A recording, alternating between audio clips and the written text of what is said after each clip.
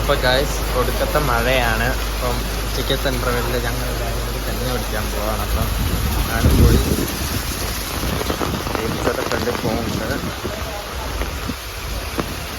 നല്ല ഒടുക്കത്തെ മഴയാട്ടോ. ബേസിലും ഹരിയും ബേക്ക് ആയിരുന്നു. ഡാൻസിനൊന്നും ഇല്ല. അലനും മിന്നിലാട്ടയും എവിടെ നിന്നാണ് ഭക്ഷണം കഴിക്കുന്നതെന്ന് അറിയത്തില്ല. അത് ചിലപ്പോൾ കന്നിക്കട വരില്ലായിരിക്കും. ഡാൻസ് അങ്ങനെയാണ്. ഗൈസ് കാറ്റുണ്ട്, കുറെ കാറ്റ് കൊണ്ടുപോകുന്നുണ്ട്.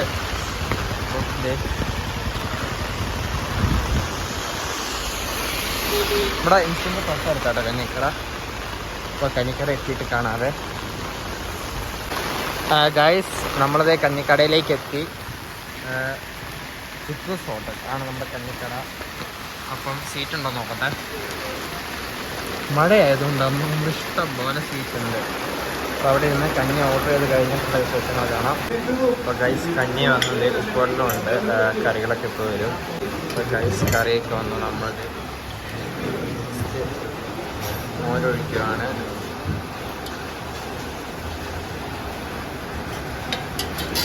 കറികൾ കാണിച്ചു തരാം.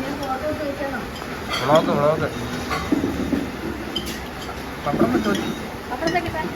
പപ്പടം എല്ലാം ഇപ്പം കഴിച്ചിട്ടുണ്ട്.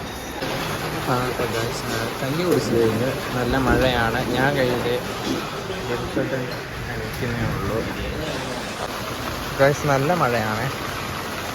വണ്ടി വരുന്നു സൈഡ് ദിവസമായിട്ട് ഇറങ്ങി.